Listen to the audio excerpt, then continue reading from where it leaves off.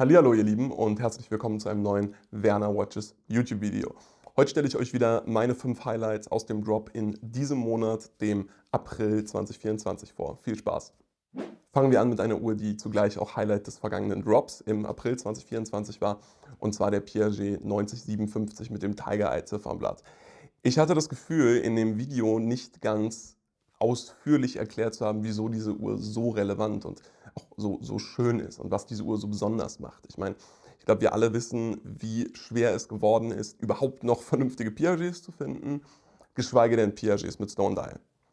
Geschweige denn Piagets mit Stone Dial, die nicht gecrackt sind. So, allein da sind wir schon wirklich in einer Seltenheitsstufe angelangt, die wirklich schwer zu erreichen ist erstmal. Also wenn ich mir überlege, wie viele Tiger Eye Piagets man oder Stone Dial Piagets man noch vor einem halben Jahr oder einem Jahr gefunden hat und wie viele man jetzt findet, dann ist das schon echt erschreckend. Denn ist ja klar, nach dem Piaget-Hype oder ja doch, es ist ein Hype, nach dem Piaget-Hype der letzten Monate wurden natürlich viele dieser wirklich guten Stone Dials, weil Piaget nicht zuletzt eben für solche steht, vom Markt einfach aufgesogen. Ganz viele Sammler haben welche gekauft, haben teilweise auch mehrere gekauft und auch kein Interesse, die zu verkaufen. Also ich weiß zum Beispiel von nicht wenigen Sammlern, die sich eine wirklich Sammlung nur aus 9154 Protokollmodellen mit verschiedenen Stone Dials aufgebaut haben. Die haben dann Jade, die haben dann Lapis, die haben dann Onyx und dann verschwinden allein pro Sammlung teilweise 3, 4, 5 Stone Dial Piagets. Und es gibt wenige, es gibt wie gesagt noch weniger in vernünftigem Zustand und schon ist die Seltenheit absolut gegeben, vor allem gemessen am Marktgeschehen. Dass die Ziffernblätter dann nicht gecrackt sein dürfen, gibt dem Ganzen natürlich das Übrige. Aber selbst da hört es bei der Uhr ja noch nicht auf. Und das ist das Spannende und das ist das, wo ich auch das Gefühl hatte, da noch mal mehr drüber erzählen zu wollen. Denn ähm, die Uhr an und für sich, die Referenz ist selten, ist schon was ganz, ganz Besonderes. Was diese Uhr aber so unfassbar besonders macht und auch so abrundet, ist die Original-Faltschließe. Ich meine, das klingt jetzt erstmal vielleicht nicht so ganz nachvollziehbar, weil bei Cartier zum Beispiel ist es so, die Faltschließen aus den 70er Jahren, ja, die sind selten, ja, die sind teuer, aber die sieht man. Also ich könnte jederzeit in relativ kurzer Zeit eine 70er Jahre, also Pre-88 Cartier Faltschließe auftreiben für so gut wie jede Uhr. Das ist kein Problem. Bei Piaget ist es so, die gibt es de facto gar nicht. Also es gibt diese Faltschließen, man weiß, dass es sie gibt. Ich habe teilweise irgendwie aus einem Verkaufskatalog welche gefunden, aber man findet sie nicht. Man findet sie einfach nicht. Und ich hatte ganz ehrlich sagen können im Video, und das betone ich jetzt erneut, das ist das erste Mal, dass ich eine wirklich auch an der Uhr sehe. Und das ist schon was ganz, ganz Besonderes, weil ich persönlich einer bin. Ich finde, Faltschließen werten so eine Uhr immens auf. Das ist einfach mein subjektiver Geschmack. Viele sehen das auch anders. Ähm, und gerade Piaget, was ja eine Marke ist, die sehr von der Schließe auch lebt. Also ich habe wahrgenommen, dass zum Beispiel Piaget mit der entsprechenden vollgoldenen Dornschließe immer deutlich leichter zu verkaufen und deutlich attraktiver für die Käufer ist, als eine zum Beispiel einer generischen Dornschließe. Und entsprechend wertet diese Faltschließe die Uhr nochmal um ein Vielfaches auf. Und euch ist sicherlich auch aufgefallen, zumindest dem einen oder anderen, der mal den Preis angefragt hat, die Uhr ist ja als Preis auf Anfrage markiert, dass der Preis auch recht hoch ist. Und das kommt nicht daher, dass ich sage, die Uhr ist so wahnsinnig teuer. Die Uhr ist toll und die Uhr ist auch viel Geld wert, aber die Uhr ist nicht die, ich kann es ja sagen, ungefähr 9.000 Euro, die ich gerne haben würde für die Uhr wert, an und für sich, sondern es ist die Kombination aus Uhr und Faltschließe, beziehungsweise die Faltschließe an und für sich, die hier bei fast ein Drittel des Preises ausmacht. Das ist schon wirklich erstaunlich. Ich habe mit einigen Piaget-Sammlern, Liebhabern gesprochen, die allesamt total baff waren und jetzt gilt es quasi, einen richtigen Käufer für diese Faltschließe, beziehungsweise diese Uhr mit Faltschließe zu finden, wobei ich tatsächlich schon überlegt habe, vielleicht die Uhr von der Faltschließe zu trennen, der Uhr eine passende Dornschließe zu spendieren und dann die Faltschließe für mich zu behalten. Das mache ich in dem Fall vielleicht auch ganz gerne, aber die Entscheidung ist noch nicht gefallen. Als nächstes eine Uhr, die ebenso aus dem April-Drop 2024 kommt, bei der ich mich ehrlich gesagt so ein bisschen wundere, warum sie noch da ist. Ich meine, das ist ja generell immer so ein bisschen der Erzählstrang dieser Videos hier, die ich mache über die Uhren, wo ich mich frage, warum die noch verfügbar sind, gemessen an anderen Uhren, die sich so schnell haben verkaufen lassen. Und zwar der Cartier Panthère 1300 aus dem vergangenen Drop. Ich persönlich nehme wahr, dass die Stahlmodelle ein deutlich oder um ein Vielfaches beliebter sind als die Stahlgoldmodelle. Ich nehme wahr, dass sie aber preislich diese Beliebtheit noch nicht widerspiegeln. Wenn man sich dann überlegt, dass das Modell, was ich eben im vergangenen Drop hatte, dieses perfekte Fullset hat, wir blenden euch hier mal ein Bild ein, mit wirklich allem, dann ist das schon krass. Also, was für mich wirklich sozusagen die Kirsche auf der Sahne war eine kleine Dokumententasche, eine Papierdokumententasche, wo der Erstbesitzer der Uhr handschriftlich draufgeschrieben hat, sinngemäß, ich habe es jetzt nicht im Kopf, Cartier Servicebelege oder Cartier Belege oder sowas, weil er so viel Papierkram zu dieser Uhr bekommen hat, was er aber alles aufheben wollte, dass er einfach gesagt hat: „Hey, wir müssen das irgendwie einheften.“ Das ist schon verrückt. Also, man kennt das ja von den Autos, diese dicken Ordner teilweise gefüllt mit Servicepapieren und so weiter. Und das ist wirklich the closest you get to that, was eine Uhr angeht. Das ist natürlich so, eine Uhr muss nicht alle, 1, 2 Jahre gewartet werden. Eine Uhr hat generell weniger Pflegebedarf als ein Auto. Deswegen wird es nie so viel sein wie bei so einem Auto. Aber es ist schon erstaunlich, wie viel da hängen geblieben ist, was das für ein perfektes Fullset ist. Und das gemessen mit der Beliebtheit der Stahl-Panthère 1300 in dem Fall, lässt mich wirklich wundern, warum diese Uhr vor allem bei dem, wie ich finde, doch recht fairen Preis noch verfügbar ist.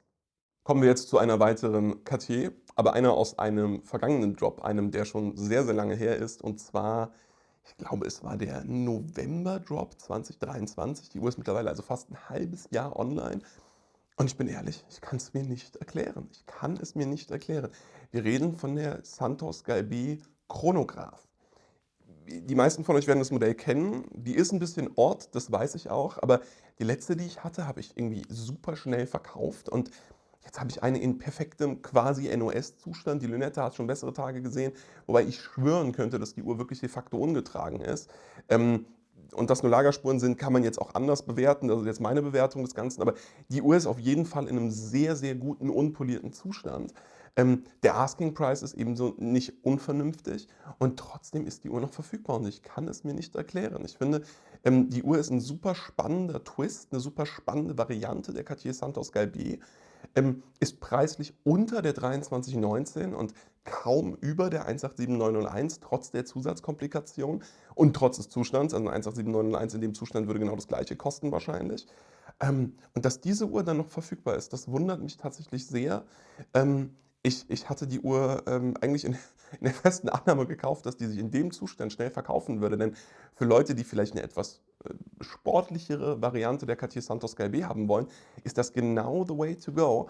Aber ja, es wundert mich einfach und ich möchte auf diesem Wege euch vielleicht nochmal die Möglichkeit bieten, diese Uhr nochmal genauer sich anzuschauen. Und vielleicht ist es ja die richtige für euch. Kommen wir als nächstes zu einer weiteren Cartier, wen wundert's? Und zwar einer 2961. 2961 Carré, wisst ihr alle mittlerweile, Stahlgold, aber eine solche mit dem Ghostblatt. Auch die habt ihr vermutlich im April-Drop also gesehen. Wir haben diese wunderschöne, ja, irgendwie Flammenpatina sozusagen auf dem Ziffernblatt. Und ich weiß, und das ist halt das Wichtige, ich weiß, dass die Ghost Dials vom perfekten Zustand leben. Das predige ich ja selbst immer. Ich selbst sage immer wieder, wenn Ghost Dial, dann muss es in perfektem Zustand sein, weil da ja quasi der Wert herkommt. Also Ghost Dials in schlechtem Zustand zu finden, ist keine Kunst. Da finde ich ganz viele von. Aber Ghost Dials in gutem Zustand zu finden, das ist die eigentliche Kunst. So, warum ist es bei der Uhr anders? Oder wieso betrachte ich diese Uhr anders als andere? Zum einen ist wichtig, das muss sich immer im Preis widerspiegeln.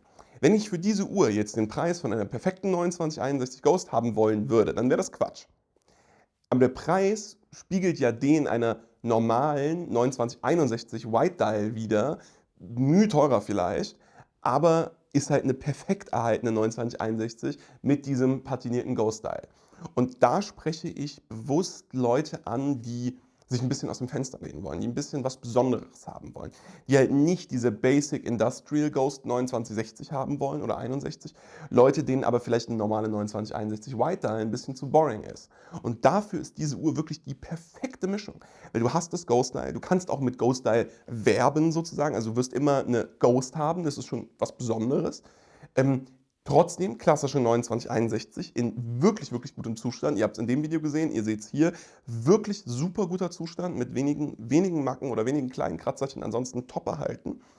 Und dann aber dieses kreativ ist der falsche Begriff, aber dieses auf eine wirklich ästhetische Art und Weise patinierte Ziffernblatt, wo du immer was drüber sagen kannst, was natürlich patiniert ist, was aber in eine positive Richtung patiniert ist. Also die Ghost Knights neigen dazu, ja so grünlich zu werden, so grün-gelblich zu werden, so einen unschönen Schimmer zu bekommen. Und die hat ja noch die satte graue Farbe vom Ghost Style. Die hat ja noch eben dieses Ghost Appearance. Und lustigerweise ist ja selbst die Patina eine, die mit diesem Ghosting spielt, weil sie eben nicht grünlich ist, sondern dieses Grau sogar heller werden lässt an den Stellen, wo die Patina eben sichtbar ist. Und das muss ich sagen, finde ich super, super spannend und für den Preis halt eigentlich obvious. Ich meine, was kostet die Uhr? Ich glaube, um die 6 Mille ist der Asking Price. Ich bin immer gerne bereit zu verhandeln bei solchen Uhren. Wie gesagt, also wenn in der Uhr ein weißes Ziffernblatt drin wäre und es eine klassische 2961 wäre, würde die in dem Zustand ja schon 5.000 Euro kosten, sowas in der Größenordnung. Und da will ich jetzt 10, 15% mehr für haben. Für einen Ghost Style, das ist vom Aufschlag her echt gut. Also wenn man sich überlegt, was eine 2960 Ghost normalerweise kostet, im Aufschlag zu einer normalen 2960, dann erkennt man schon, was das für ein guter Deal ist. Und, das sage ich jetzt ungern, aber ich möchte es erwähnen, natürlich könnte man, wenn einen das stören würde, auch zu Cartier gehen und das Ziffernblatt tauschen lassen in dem Service. Ich würde es nicht empfehlen, ich bin da kein Freund von. Ich finde die Patina wahnsinnig schön und ich würde einen Swiss-Only-Dial mit dieser Patina immer über einen Swiss-Made-Dial setzen. Aber wem es ein Anliegen ist, wäre das möglich und dann ist die Uhr sogar wirklich günstig, gemessen am Marktgeschehen. Und jetzt last but not least eine Uhr, wo es mir eben so ein Anliegen ist, einfach mal drüber zu reden, weil ich auch da, genau wie bei der ersten zum Beispiel, das Gefühl hatte, dass es im Drop-Video aus dem April nicht so rausgekommen ist. Und zwar 2960 Gaudron White Dial. Ich finde es wirklich spannend, wie günstig die Gaudrons sind. Wie günstig die Gaudrons sind, gemessen an den normalen Modellen. Also es ist ja im Markt so, dass eine Gaudron bei den 2961 weniger kostet als eine Screw-Bracelet-Variante und bei den 2960 etwa das gleiche kosten. Wenn man sich jetzt aber überlegt, wie viel seltener dieses Gaudron-Bracelet ist. Ich meine, wir reden von einem Verhältnis 1:30, 1:20, sowas, vielleicht sogar mehr, ich weiß es nicht. Wenn man sich jetzt überlegt, wie selten dieses Armband ist und gleichzeitig sieht, dass ja doch einige Leute sich mittlerweile ein bisschen satt gesehen haben an dem klassischen 2961 und 60 Screw Bracelet, dann verstehe ich nicht, wieso die so günstig sind. Weil eigentlich ist es so, dass alles, was ästhetisch ist, was auch einer breiten Masse gefallen könnte oder gefällt, siehe Gaudron Bracelet, entsprechend auch den Aufpreis erzielt. Das ist ja in der Uhrenbranche so. Das funktioniert einfach so bei Vintage-Uhren. Die Uhr ist seltener oder ein Teil der Uhr ist seltener und ist aber objektiv genauso schön, wenn nicht sogar schöner, darüber kann man sich jetzt streiten. Ergo ist er teurer, weil seltener. Und bei den Gaudron Bracelets ist das irgendwie, hat das noch nicht eingesetzt. Und ich verstehe es nicht, ich finde es total schade, weil ich tatsächlich der Meinung bin, dass es eine geile Ergänzung ist. Ich finde, man kann eine 2961 mit Gaudron und eine mit Screw Bracelet zum Beispiel parallel haben, weil das den Charakter der Uhr komplett verändert. Und gleichzeitig ist es die seltenere Variante. Es ist seltener, es ist besonderer. Es ist auf jeden Fall eher Conversation Starter als eine normale Screw Bracelet Variante. Ich meine, ganz ehrlich, ich habe ja meinen Teil dazu beigetragen, dass man die Dinger mittlerweile doch echt schon an einigen Handgelenken sieht, was mich riesig freut. Also bitte jetzt nicht falsch verstehen.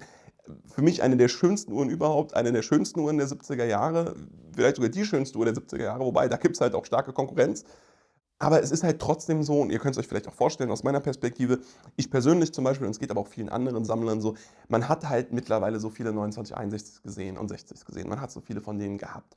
Und diese Gaudron Bracelets sind einfach mal ein anderer Schliff, sind deutlich seltener und kosten dann im Zweifel sogar weniger oder zumindest nicht mehr.